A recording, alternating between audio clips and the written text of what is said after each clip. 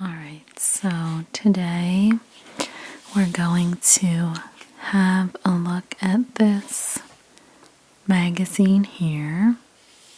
This is Life Magazine's Science of the Supernatural.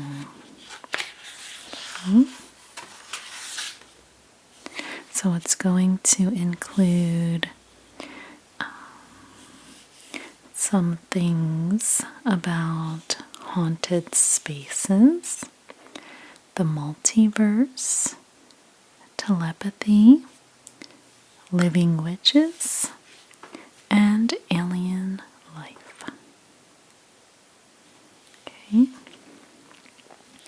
so we can start with this picture on the back.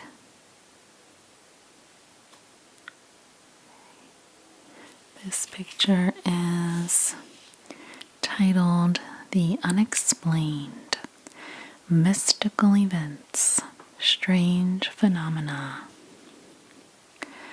The lurking presence of the unknown. Even in an age of science, there is so much beyond what we know.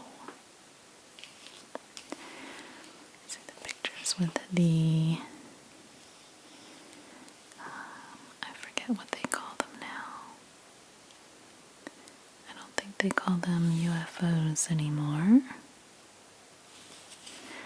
It's a different name for them. Here's the contents. This picture here. See that? The caption of this photo, a model of the alien autopsy that believers claim took place in the American West, drew visitors at the exhibit The Science of Aliens in Tokyo, 2008.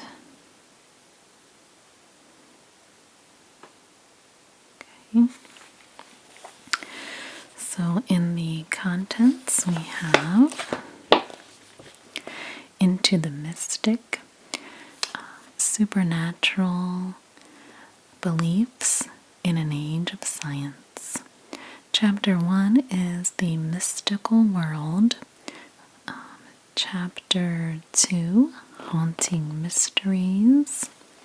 Chapter 3, What Else is Out There? And Chapter 4, Supernatural at the Cinema. And lastly, Defying Gravity. So that's a photograph, an interesting photo. So I would like to start with that, the interesting photo in the back. And this is titled Defying Gravity. Krishna's butterball looks like it could go at any second and has for hundreds of years. See this picture here.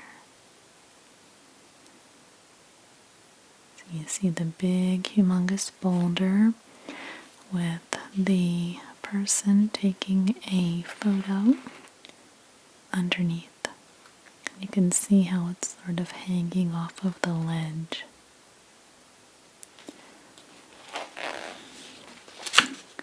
So it says this boulder in southern India is formerly known as Van Iraikal or Sky God's Stone.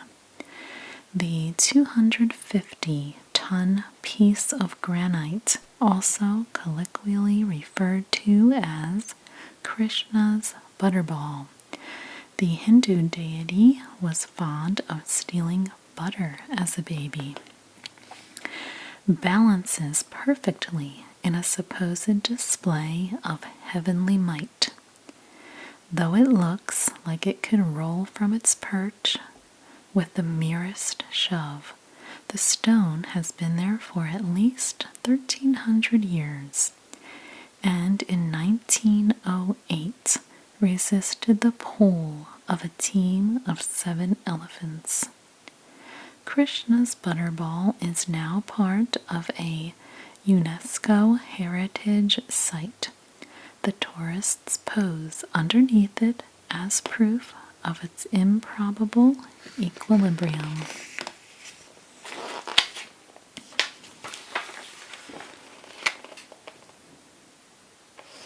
Okay. Should we go backwards or forwards? Guess we'll go back to the beginning.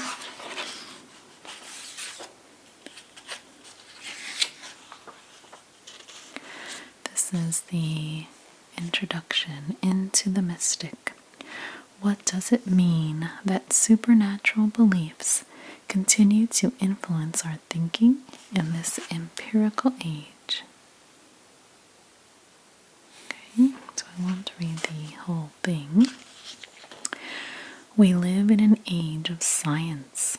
Diseases that were once deemed a punishment from the gods are now known to be caused by bacteria and viruses. Events such as earthquakes and meteorites that shamans ascribed to spirits are now understood as natural phenomena. Yet, despite our knowledge, we are still a wary lot who believe that supernatural forces continue to exist beyond the laws of nature. Who hasn't had a friend who knocks on wood for good luck, or another who refuses to step on a sidewalk joint? Many believe such otherworldly forces need to be acknowledged, recognized, and embraced, as well as feared. One poll found that businesses lose more than $800 million on Friday the 13th because people don't want to fly or do business on that accursed day.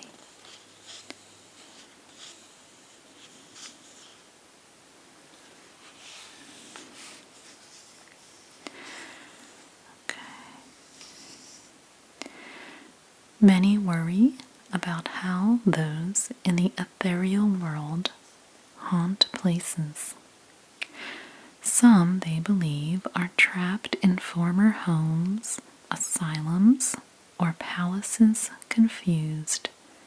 We are told by those who claim such knowledge as to why they are still there and cannot move on. Others are filled with deathless rage, intent on wreaking havoc on the unsuspecting and the innocent.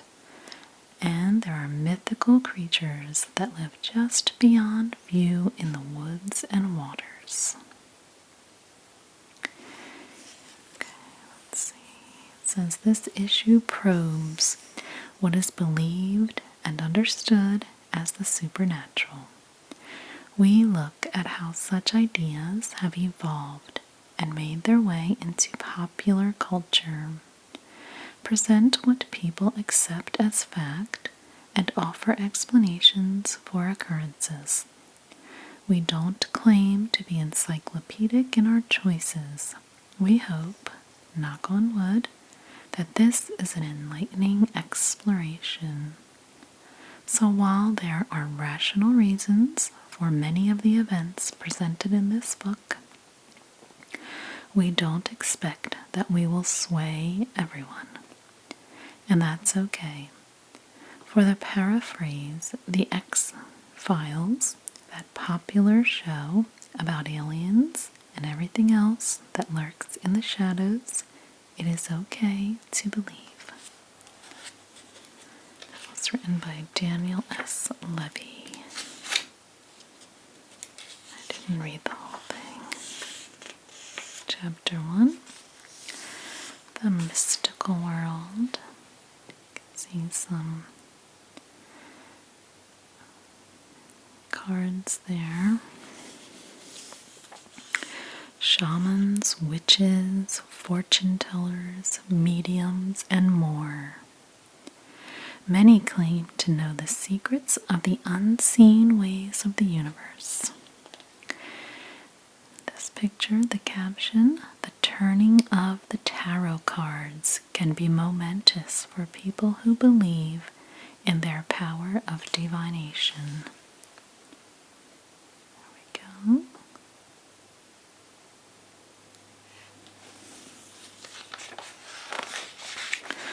Let's see, here is an article about the afterlife.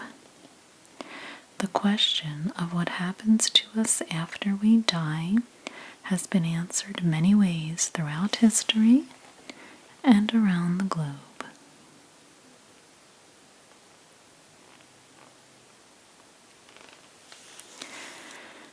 This photo here, the caption, it says, "This 18th century Tibetan painting depicts a Buddhist idea of reincarnation in which, after death, a new version of the self appears with no memory of previous life."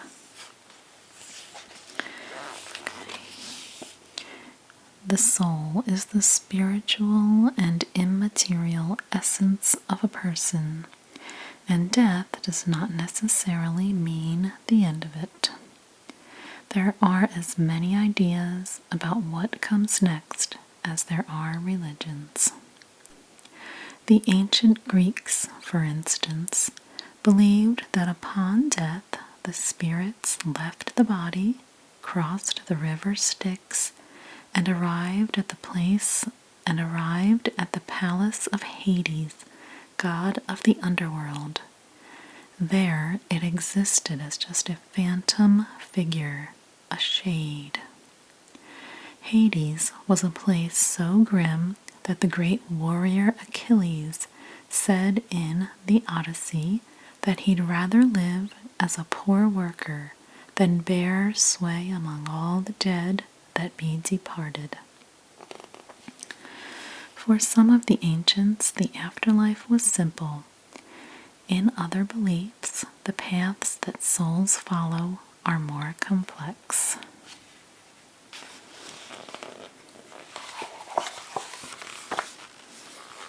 Let's see. Heaven and hell. With the advent of monotheism, death came to mean a rebirth, hopefully ending in the company of a divine presence. Most see heaven as a place of eternal peace that is set aside for the good. The unworthy go to hell. The three main monotheistic religions have varying beliefs of what the afterlife entails and who will be welcome where.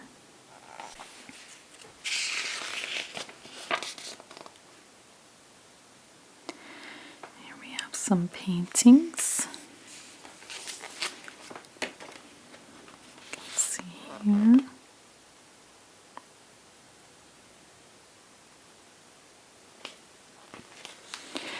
So the captions here: Christian heaven, as shown in this 14th century painting, included an enhaloed Virgin Mary, while a 19th century illustration of Milton's Paradise Lost showed the devil ruling hell.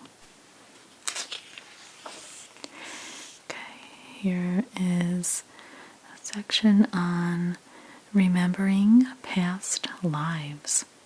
Do we have a soul that is reborn across the ages?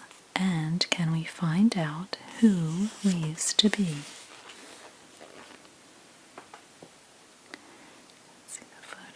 There.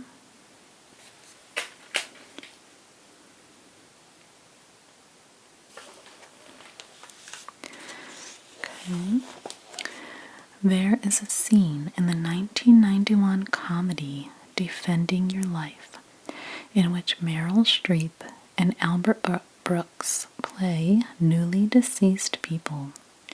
They enter booths in the past lives pavilion to view some of their previous existences. Streep sees that she was a fearless Prince Valiant on a white steed. Brooks witnesses himself as a tribesman running from a roaring beast. When Streep asks who he had been, he responds, "Dinner." The host of the Past Lives Pavilion is none other than Oscar-winning actor Shirley MacLaine, who may be just as well known in popular culture for her belief in reincarnation.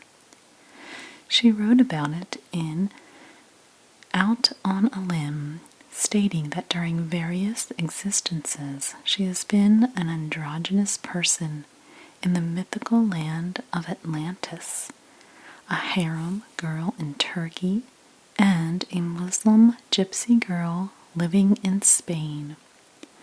MacLaine is far from alone in believing in reincarnation. A Pew Research Center study found that 33% of Americans accept the concept. Seeking to examine the idea of past lives, Dr. Ian Stevenson, who in 1967 founded and ran the University of Virginia School of Medicine's Division of Perceptual Studies, looked into the survival of personality after death.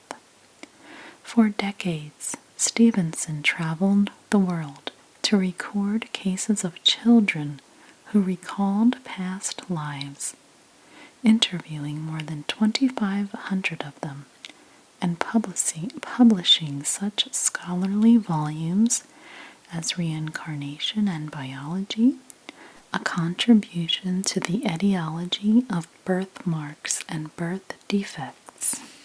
One girl from Sri Lanka he met with screamed whenever she was taken near a bath or a bus. When she was old enough to speak, she recounted to Stevenson that in a previous life she had been killed when a bus knocked her into a rice paddy and she drowned. Researchers then identified a family only a few miles away who had lost a child in just that way. Does our consciousness continue after we die? It is a question that becomes more tantalizing as medical advances and life-saving tools bring more people back from the brink of death, who often return with stories to tell. Some have discussed a sense of peace, maybe seeing loved ones who have passed, as well as bright lights. At the same time, others have told of out-of-body experiences, of watching from a distance as EMTs or doctors resuscitated them, accurately describing information about what they saw and how the techniques were performed. Okay, so, do we still exist after we die? Do we come back? Like heaven, it is something that cannot be proven. Dr. Stevenson, for one, never claimed to believe in reincarnation. He just studied it. Before his death in 2007, though, he placed a combination lock in a file at the University of Virginia. He told no one how to open it. Like Harry Houdini, who many hoped could send a message from beyond, Stevenson said that if he could communicate through someone else how to unlock it, he would. The file remains locked.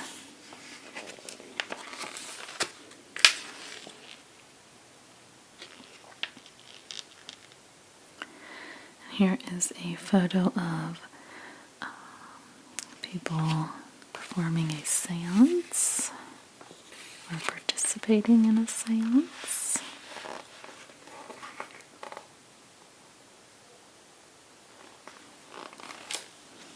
Okay. Seances remain a popular method for trying to communicate with lost loved ones. In the United States, the desire to talk to the dead first gained cultural currency in the early 19th century, when a religious revival began to sweep the country. In the late 1840s and 50s, the Fox sisters from upstate New York displayed the ability to channel spirits.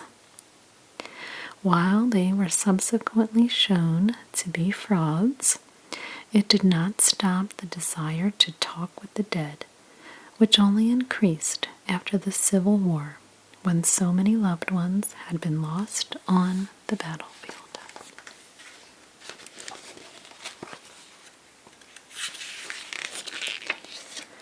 Here are some more photos.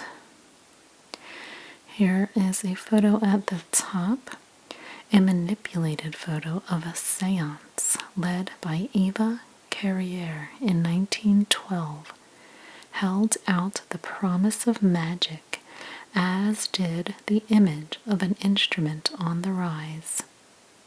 And that's on the opposite page. Is a ghost photo by William Mumler in 1870. This showed the late Abraham Lincoln looming behind his widow. So here's the first one. Okay, it does say it's a manipulated photo. That glowing object in between her hands. And here is the widow of Abraham Lincoln with his image behind her. And over here, the floating instrument during a seance. Okay.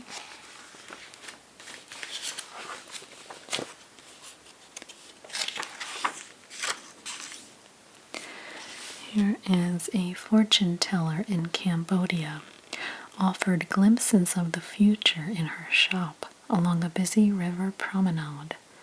The Ouija board above on the right, introduced in 1891 by the Kennard Novelty Company, is another enduring way that people have sought to receive messages from the great beyond, one letter at a time.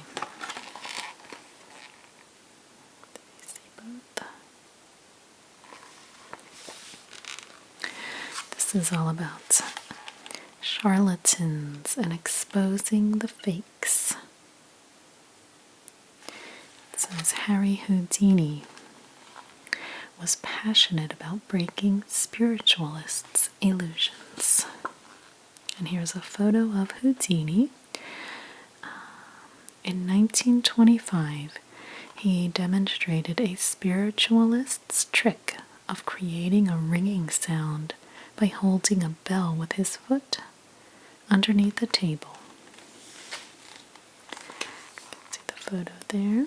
This is Houdini on the right.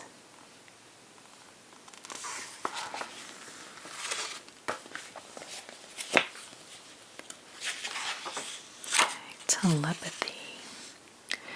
Do some minds possess special powers? A large part of the population believes it to be true. See some pictures here.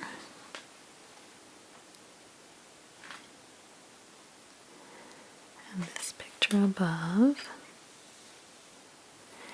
This is in Casadaga, Florida, a popular gathering place for psychics. A group of apprentice mediums studied the art of meditation as they attempted to develop their psychic powers in 2004. The town has been home to the Southern Casadega spiritualist camp for more than a century.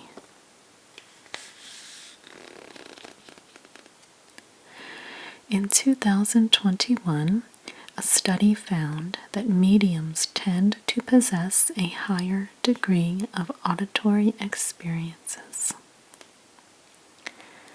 Imagine being able to communicate with just your thoughts to let your friends know what you're thinking. How about sensing things that no one else can? Or even better, knowing what is about to happen. Interest in ESP, or extrasensory perception, which is the ability to know things beyond the main sensory processes, saw a growth in popularity with the 19th century spiritualist movement, during which people gathered to watch practitioners move objects or communicate with the dead. There are various forms of what is known as a sixth sense.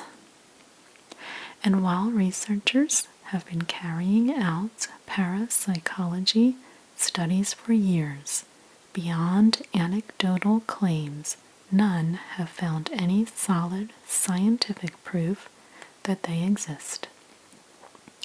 Even so, many swear that they do. A 2005 Gallup poll revealed that 41% of Americans believe in ESP and 73% in paranormal phenomena. Okay.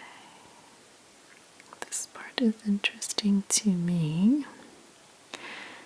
Clairvoyance, which comes from the French for clear seeing, is knowing things that can't be discerned through average perception. The conventional test of clairvoyance comes from card guessing, where someone can tell a symbol on an unseen card, each marked with one of 5 different symbols. If someone has a statistically higher than normal rate of successfully picking the card, they are said to have some sort of ESP power, though the findings have long been called into question.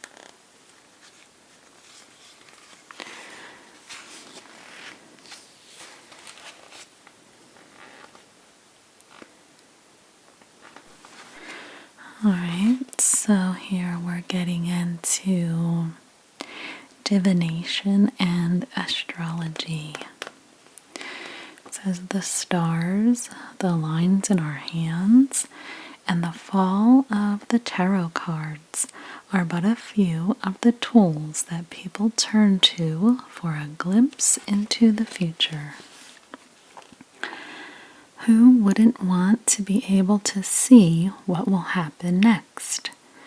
Imagine knowing in advance that Rich Strike would win the 2022 Kentucky Derby at odds of 80 to 1, or that $1,000 of Microsoft stock in 1986 would be worth more than $3 million today. The wish to divine the future goes back millennia. The Greeks regularly called on oracles, those with the ability to communicate with the gods, to tell them if a proposed marriage would result in a good union, if it was the right time to sow seeds, or if a war would be won. The oldest home to an oracle is the Oracles of Zeus. It stood on the slopes of Mount Tomaros, and in the Iliad, written around 750 BC, Homer described how its priests hear from rustling oaks thy dark decrees and catch the fates low whispered in the breeze.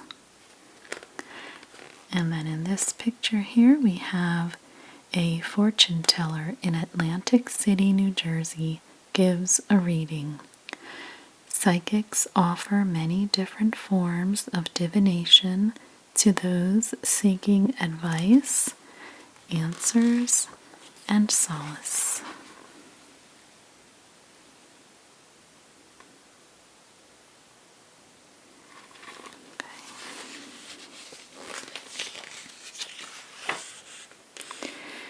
And then we get into palmistry. So palmistry, one of the most popular and everyday types of divination, is palmistry, also known as chiromancy. Now a common storefront attraction, the practice probably started in India some 2,500 years ago.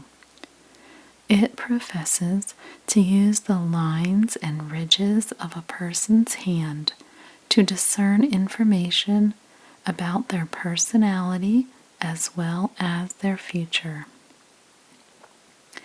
In Europe, traveling fortune tellers would visit towns and tell the locals their fate, a practice systemized in the early 19th century. During a palm reading, palm readers study the 3 dominant lines on the hand, which are supposed to represent the heart, the head, and life. Creases and their shape, length, and depth reveal information about one's character. By basing hand types on the elements air, earth, water, and fire, a reader can determine the personality associated with it.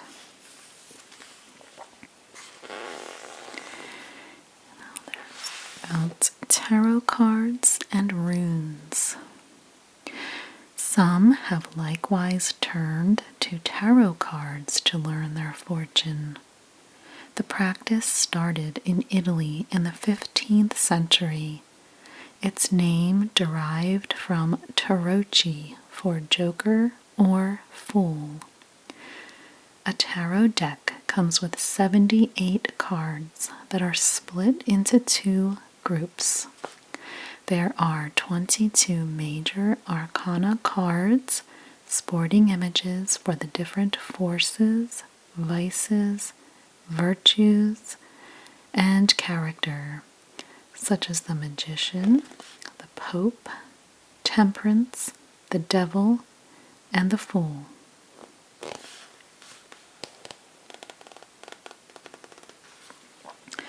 So over here we have palm reading, right here, and astrology, here represented by Ptolemy and his map of the universe, which is in the center. Each seeks to unlock the truth about someone's personality as well as their future. And then tarot cards are shown on the left when shuffled and dealt during a divination session led by an interpreter. Also produce a story about events to come. So there is the map in the middle. Some tarot cards.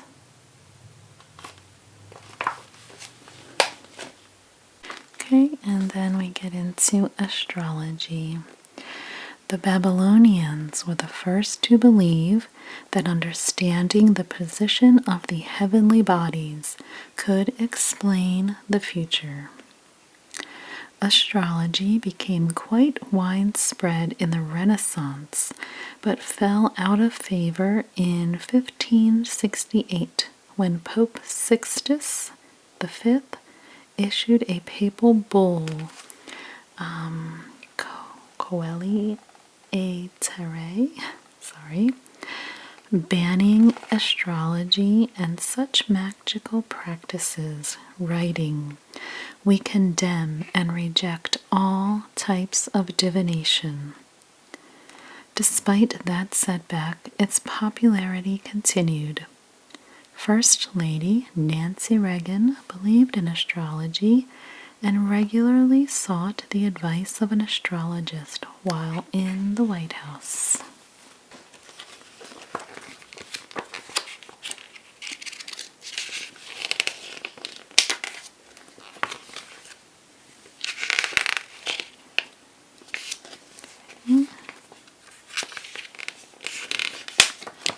We have Chapter 2, Haunting Mysteries. Strange sightings, unexplained disappearances, the voices of the dead. What's really going on? Here's a picture. Okay, this is in Mexico. These dolls were hung all around an island near Mexico City to appease the spirits believed to haunt the area. You can see so many there along the side here.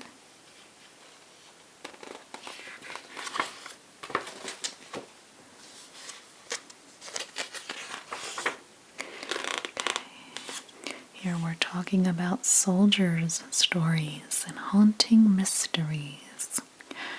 World War I gave birth to more than its share of amazing tales, including those of spectral armies and a teetering talisman.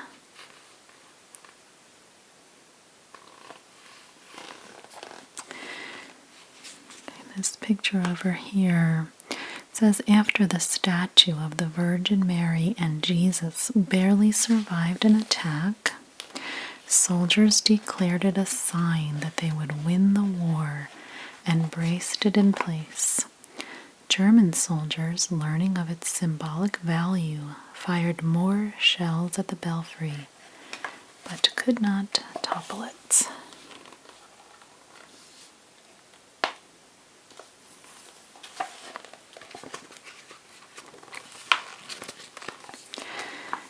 So it says, Miracle at Mons. World War I had gotten off to a bad start for the British. In late 1914, the Germans swept west through Belgium and then headed south toward France. The Brits retreated fast. When they arrived in the muddy fields of Mons near the border of France, they are said to have received unexpected reinforcements. As if by magic, the spirits of English bowmen who had fought in 1415 at the Battle of Agincourt appeared. The presence of King Henry V's spectral troops, who had vanquished the French all those years ago, frightened the Germans, who fled. And here about the Leaning Virgin. Miracles had first been reported in Albert in the 11th century, the small French town into a popular pilgrimage destination for those in need. Turning the small French town. In the late 19th century, the Grand Basilica of Notre Dame was built. And when Pope Leo XIII dedicated the church and saw the gilded statue of the Virgin Mary cradling the infant Jesus atop the bell tower, he pronounced the sanctuary Lourdes of the North. Then, on January 15th, 1915, at the start of World War I, German shells struck the church's bell tower. But instead of crashing to the ground, the Madonna and Child refused to fall, teetering over in a horizontal position with one soldier writing about how Mary held on by her toes. That's at the top there.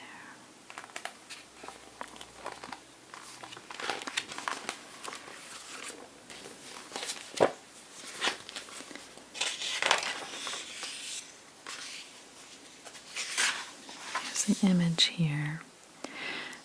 This is the story of the bowmen of Mons, cavalrymen from 1415 who appeared to help in World War I battle. Began as a fictional tale that others later argued was factual. Robert Graves, there's a picture of him here, a poet and World War I veteran. You can see the picture here. With all the ghosts up here. Wrote about what he claimed was the true account of a visit from the apparition of a comrade who had been killed in battle. And this is Robert Graves here. This picture here.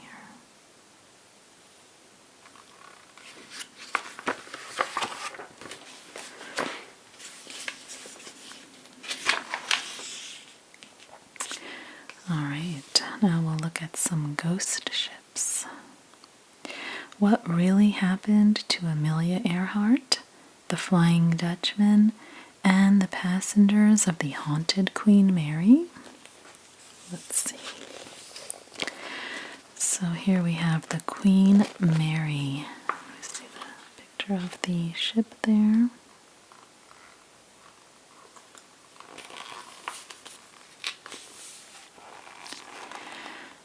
The Queen Mary was one of the grandest ships ever built, a 1,019-foot-long cruise liner christened by King George V and Queen Mary in 1936. The vessel boasted 5 dining areas and lounges, 2 cocktail bars, swimming pools, a grand ballroom, a squash court, and even a small hospital. The British turned it into a troop ship during World War II, painted it gray, and nicknamed it the Grey Ghost. It is now a grand floating hotel. It is also purported to carry spectral passengers who have never disembarked. During its time at sea, the Queen Mary ferried more than 2 million peacetime passengers and 810,000 military personnel. A total of 49 people died during its 1,000 Atlantic crossings, and among those reported to linger are Walter Adamson. He passed away in 1948 in stateroom B340, which is touted as the ship's most haunted space. Okay. It says you can book that room for $499 a night. Pleasant dreams. And then we'll talk about Amelia Earhart. So Amelia Earhart, you can see her picture here. This insert here. In 1937, Amelia Earhart, the famed American aviator, who was the first person to fly solo from Hawaii to California, headed out with navigator Fred Noonan as they sought to be the first to circle the Earth. Their Lockheed Electra 10E took off on the 29,000-mile trip from Miami on June 1st, reaching Lae in New Guinea on June 29th. On July 2nd, they left for Howland Island. As they headed to the tiny coral atoll, Earhart radioed that they were low on fuel, stating on their last transmission, "We are running north and south." A massive search for the pair was conducted. They were never found and were declared dead in 1939. And it says here, the disappearance of Amelia Earhart in the South Pacific in 1937 spurred a host of theories that exist to this day, including a bizarre 2015 proposition that creatures who live inside the Earth seized her by teleportation.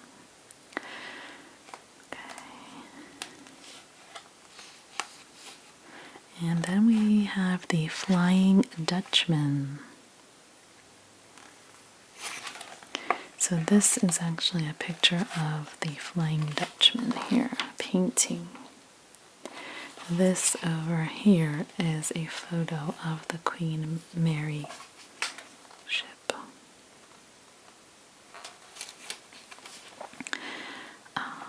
The Flying Dutchman, which is here. The centuries-old legend of the Flying Dutchman is really a story about arrogance. One popular version of the tale is that the ship's Dutch captain, Hendrik van der Decken, ignored warnings of bad weather and set sail around the southern tip of Africa. He wagered that if he failed to navigate his square rigger around the Cape of Good Hope, he would condemn himself and his crew to covering that stretch of water for eternity. Van der Decken failed, and since then, sailors passing through this stretch of water have reported seeing a ghostly ship glowing in the distance.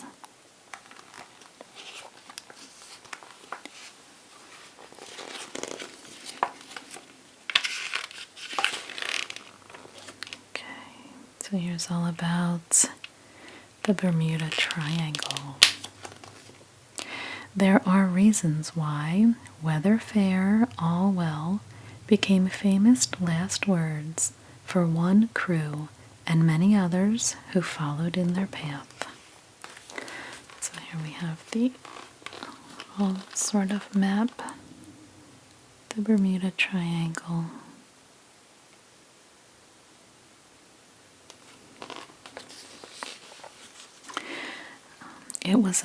It was sunny out as Lieutenant Charles Taylor led 5 TBM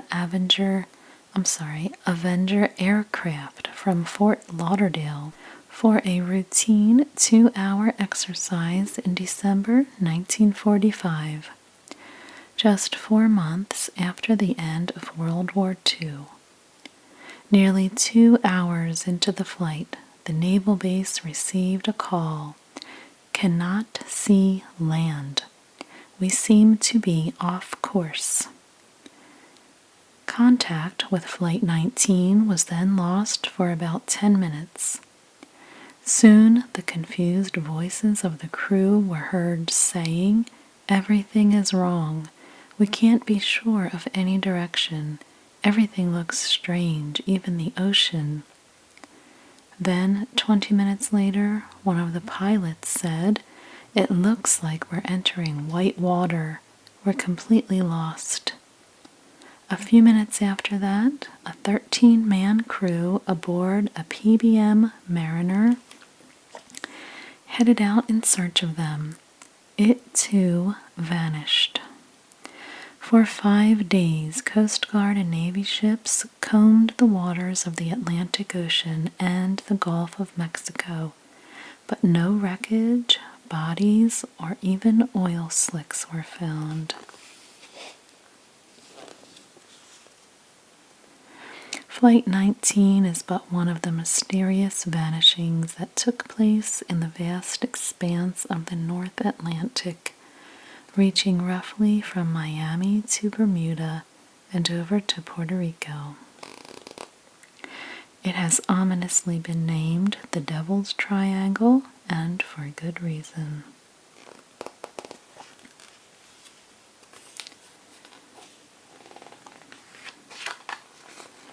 And down here is a photo of Flight 19, the Lost Squadron. military exercise in 1945.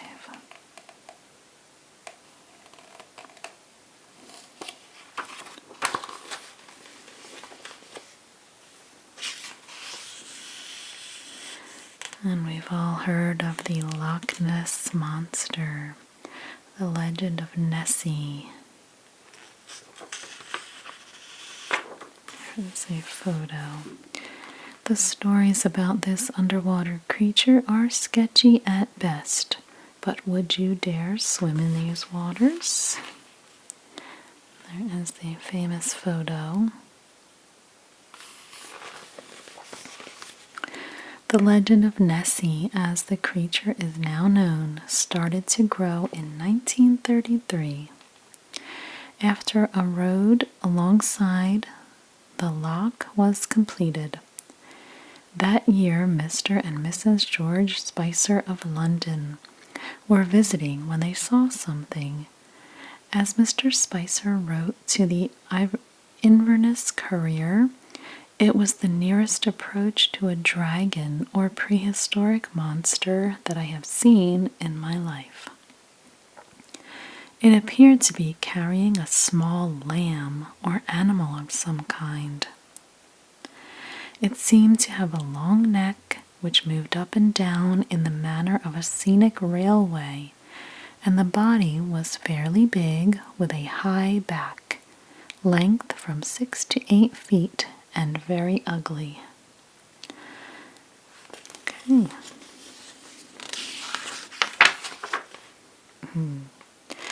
Here's all about Bigfoot. There's a photo there.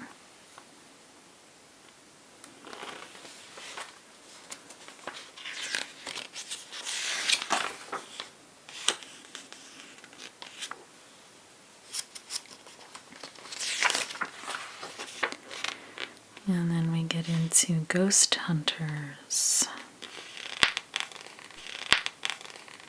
If there's something strange in your neighborhood, who else are you going to call? While ghost hunters do exist, if you don't believe it, check your TV listings. The first question to ask is whether the spectral beings they are hunting do. Science will tell you that ghosts do not exist, or at least they don't exist in any form that would make them huntable. If something can be seen, then it is made of atoms and energy. But the problem is that atoms contain electrons. The subatomic particle has strong repulsive force and can deflect other matter. This means it cannot go through solid objects, as ghosts are purported to do. So if ghosts are not composed of atoms, then they have to be made up of another material. Okay. Then we have a picture here of Harry Price. He is a pioneering ghost hunter who famously investigated the Borley Rectory, known as the most haunted house in England. There's a picture of him there. It's at the top.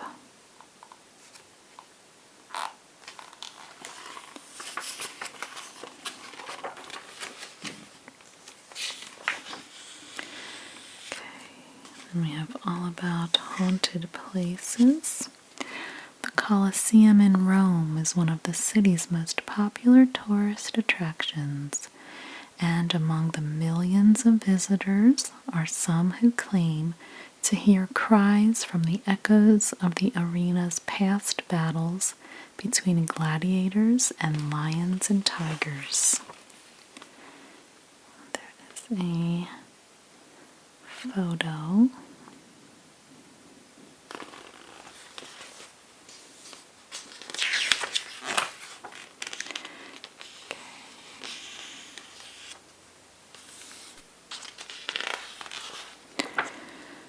Okay, and then on this page we have Gettysburg, Pennsylvania. We have the Island of Dolls, Mexico. And we have the Winchester House in San Jose, California, as well as the Forbidden City in Beijing. Okay, so for Gettysburg, it says at the start of July 1863, Union and Confederate troops met in the town of Gettysburg, Pennsylvania. The troops fought for 3 days, and nearly 50,000 soldiers died, making it the deadliest battle of the Civil War. More than 1 million people visit Gettysburg each year, and some say ghostly soldiers drift through the fields and the town. Visitors have heard the sounds of drums and gunshots in the fields. Following the battle, some men did not receive proper burials and are said to wander an outcropping called Devil's Den. And let's see.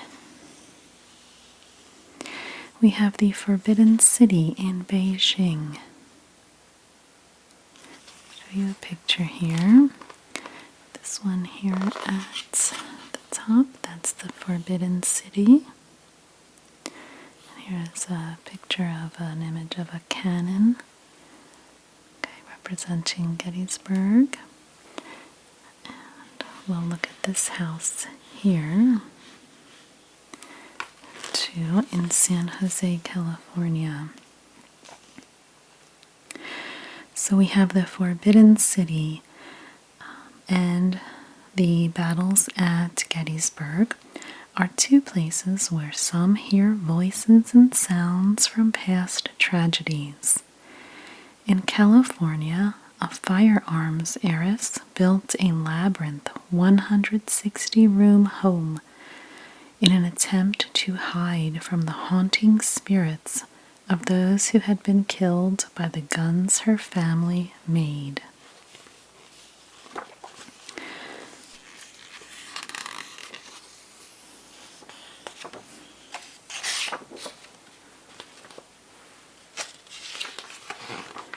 Okay, and then over here we have Ghana Park is said to be home to Asanbosums, mythical creatures that hung from trees and attack hunters with their feet. Some say while walking the park's canopy bridge, they have heard the rasping sound of the creatures honing their metal talons. In this vast rainforest in central Ghana live hundreds of varieties of birds and butterflies, as well as forest elephants, leopards, bongo antelopes, and such primates as the Diana monkey. It is also said to be home to the Asanbosum, a vampirish creature with iron hooks for feet and bloodshot eyes. There's a picture of the bridge.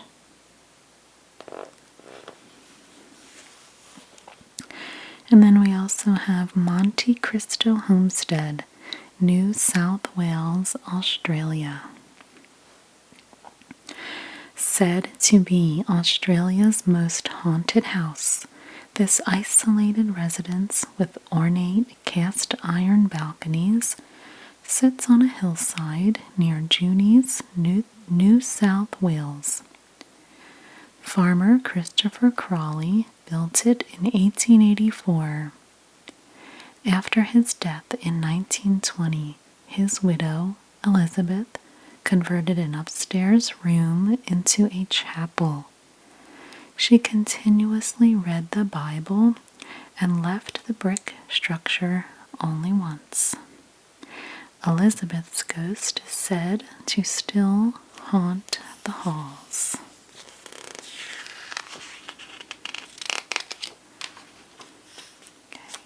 Answer 3. What else is out there?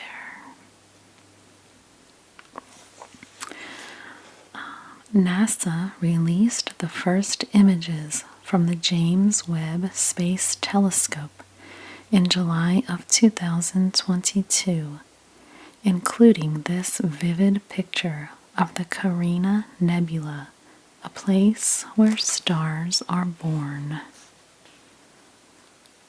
That's the picture there. It says, our fears of alien attacks and fascination with UFO mysteries have advanced hand in hand with a scientific quest to understand our universe.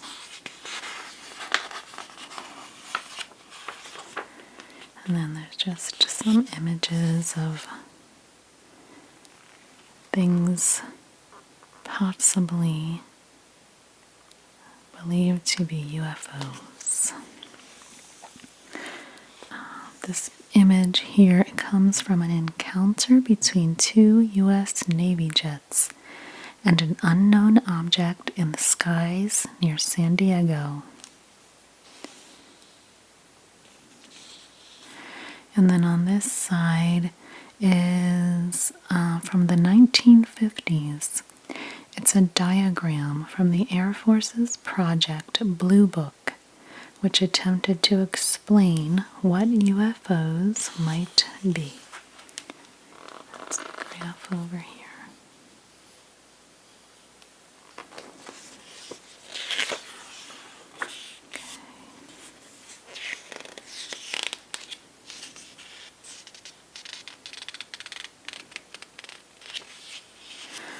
And then we have over here, this is from May of 2022. Scott Bray, Deputy Director of Naval Intelligence, said during congressional hearings that the military has a database of about 400 UFO incidents.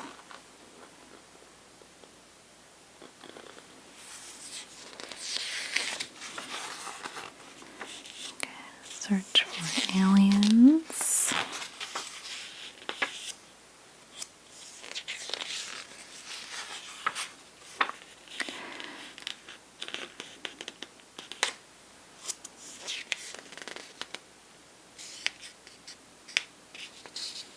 And then we get into Roswell. The purported alien encounter has its roots in a newspaper story about a captured flying saucer.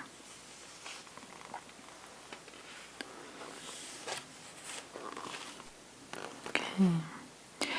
And here it talks about members of the military attempted to explain that the debris in the desert came from a weather balloon, but that wasn't enough to dissuade the believers, some of whom now gather annually in Roswell, and that is in New Mexico,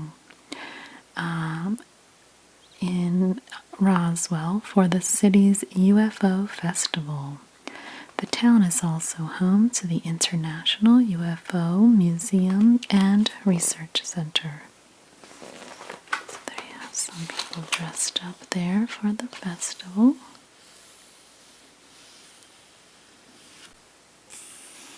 And here we have Barney and Betty Hill.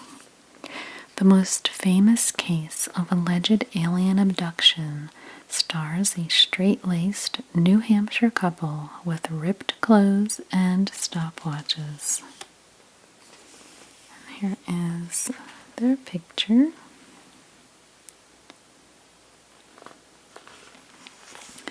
It says the Hills abduction story began with them being followed by a spacecraft, as shown in this illustration.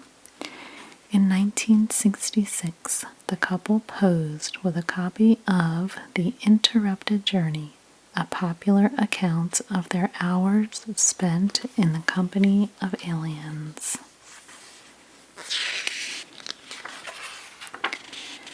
And the last chapter is all about supernatural at the cinema. The supernatural and the movies were made for each other with special effects bringing to life our wildest imaginations. This here is from The Exorcist. That movie is from 1973. Here we have Nosferatu, 1922, and Dracula, 1931.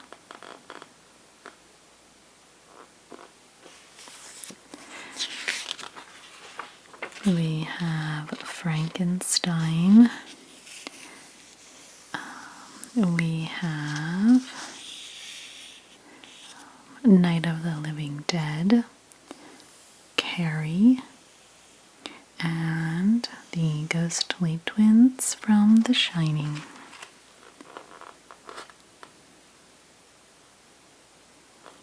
Okay, that's Frankenstein, Night of the Living Dead, Carrie, and down below are the twins from The Shining.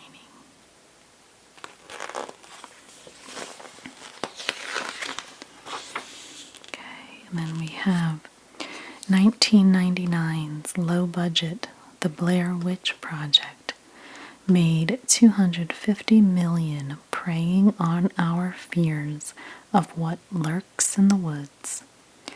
And 2007's Paranormal Activity was the first in a series of what is now 8 movies.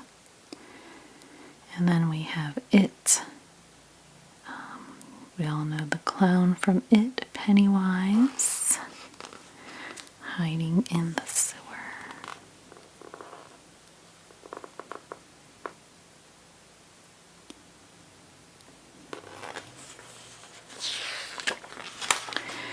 And then Multiverse Mania. It's the movie trope of the moment, but is it possible that there are alternate realities with different versions of our lives? And could we ever be able to hop between them? So we have Everything Everywhere All at Once, Spider-Man Into the Spider-Verse, and on this side we have The Flash. This was the first in the comic book world to arrive at the multiverse in a 1961 issue.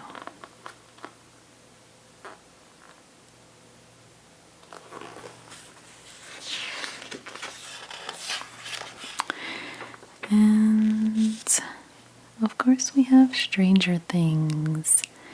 The heroes do battle with monsters that come to our reality from an alternate dimension known as the Upside Down. Okay. And this photo is interesting here. This is from the house we talked about earlier in San Jose, California, the Winchester House. It has 160 rooms, and it features a door to nowhere. So please watch your step. You can see the door there in that photo. Okay, well, that is the end of this magazine. Thank you so much for watching. I hope that this is something that you enjoyed. And happy Halloween. And thank you again. Thank you so much for watching. I will see you next time.